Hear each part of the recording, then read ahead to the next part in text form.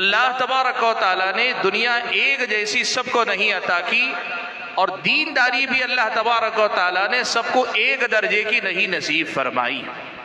یا آپ اگر دیکھیں کسی بھی اعتبار سے آپ دیکھ لیں، سارے لوگ ایک جیسے آپ کو نظر نہیں آئیں گے، وہی ہاتھ، وہی پیر، وہی سر، وہی جسم ہے، لیکن شکل و صورت میں اتنا فرق اللہ نے رکھا ہے، تو ایک بہت زیادہ خوبصورت اور سب کے لیے پسندیدہ، تو دوسرے کو اللہ تعالیٰ نے ویسا نہیں بنایا۔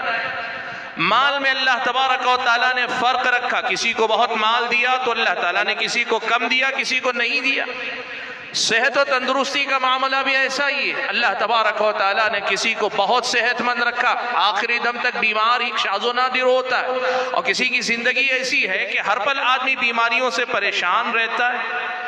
اس دنیا کو اللہ تبارک و تعالیٰ نے سب کو ایک جیسا نہیں عطا کیا ہے، اور یہ ایک ایسی حقیقت ہے جو ہم میں سے ہر آدمی بڑی آسانی کے ساتھ دیکھ سکتا ہے۔ بلکہ آپ یہ بات بھی دیکھ لیں، ایک ہی کاروبار سے متعلق جڑے ہوئے دو لوگ ایک ہی وقت میں آتے ہیں، ایک ہی وقت میں دکان کھولتے ہیں، ایک ہی جیسا سامان رکھتے ہیں، ایک ہی سامان رکھ کر بیچتے ہیں، اور اسی وقت میں دکان بند کرتے ہیں، لیکن دونوں کی کمائی اللہ تعالیٰ ایک جیسی نہیں رکھتا ہے۔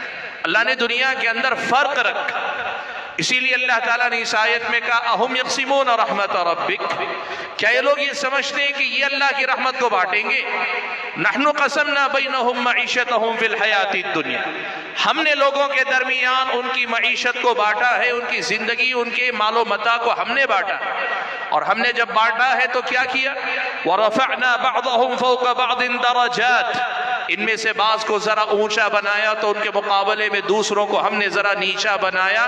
یہ ہم نے کیا، یہ اونچ نیچ ہم نے کی ہے۔ کیوں؟ اس کے پیچھے اللہ تبارک و تعالیٰ کی بہت ساری حکمتیں، اللہ تعالیٰ کی بہت ساری حکمتیں۔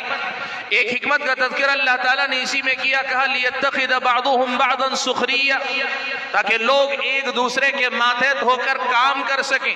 ہم دونوں برابر ہوں گے، نہ میں آپ کے سامنے جھکوں گا، نہ آپ میرے سامنے جھکیں گے، نہ میں آپ کے پاس کام کروں گا، نہ آپ میرے پاس کام کریں گے۔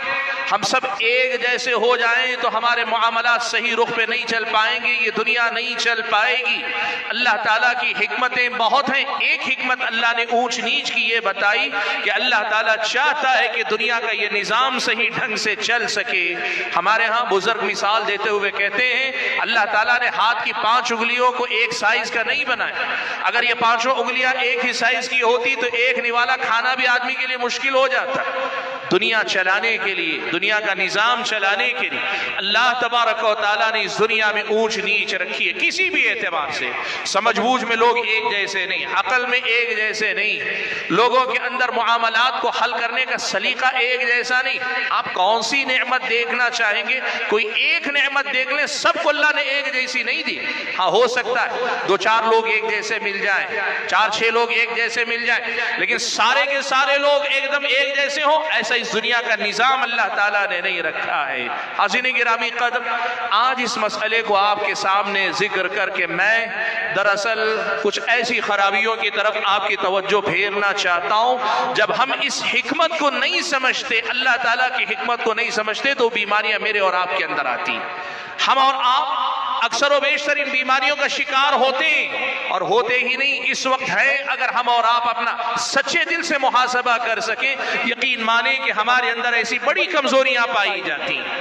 سبحان اللہ۔ اس آیت کا پہلا پیغام یہ ہے کہ سب سے پہلے اللہ تعالیٰ کی اس حکمت کو سمجھتے ہوئے ہم اور آپ کو کرنا یہ ہے، اللہ نے مجھے جہاں بھی رکھا ہے، جیسا بھی رکھا، چاہے مالدار بنا کے رکھا یا فقیر بنا کے رکھا، بہت بڑا علم والا بنا کے رکھا یا علم سے محروم کر کے رکھا، اللہ نے سماج میں کوئی عہدہ منصب دیا ہے تب بھی، یا کسی کے ماتحت بنا کے رکھا ہے تب بھی، دنیا میں بڑا نام دیا ہے، بستی میں بڑا نام دیا ہے، یا بستی میں گمنام ہو، کوئی مجھے نہیں پہچانتا، چاہے جیسے اللہ نے رکھا ہے۔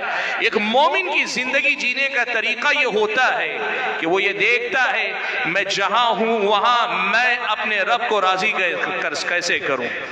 اس لیے کہ اول و آخر اس فرق کے باوجود سب کی زندگی کا مقصد اللہ نے ایک رکھا، اور وہ مقصد ہے اللہ کی بندگی۔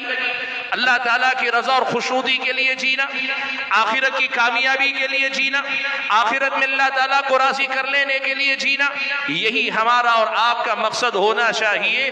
کسی کو اللہ نے اونچا بنایا، کسی کو نیچا بنایا، کسی کو آگے بڑھا دیا، کسی کو اللہ نے پیچھے رکھ دیا، اس کو ہمارے اور آپ کے درمیان ایسے فرق کی وجہ نہ بنائے جو میری اور آپ کی آخرت کو برباد کرنے کا سبب بن جائے۔ کرنا کیا چاہیے؟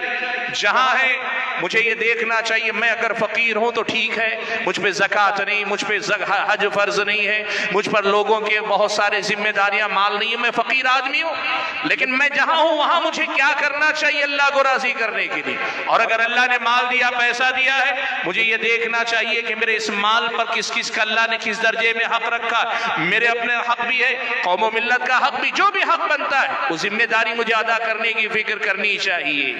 میں پڑھا لکھا آدمی ہوں، عالم دین ہوں، مجھے یہ فکر کرنی چاہیے کہ امت میں کیا مسائل بڑھ رہے، فتنے کہاں آ رہے، دین میں سے دوری کہاں آ رہی، اس کی فکر کرنا میری ذمہ داری ایک عالم کے طور پر۔ اور اگر میں ان پڑھ جاہل گنوار قسم کا آدمی ہوں، مجھے یہ سوچنا چاہیے امت کے بڑے بڑے مسائل وہ علماء دیکھیں گے، مجھے اپنی آخرت کے لیے میری نماز، میرا روزہ، میری زکوٰۃ، میرا حج، مجھے اپنی فکر کرنی چاہیے۔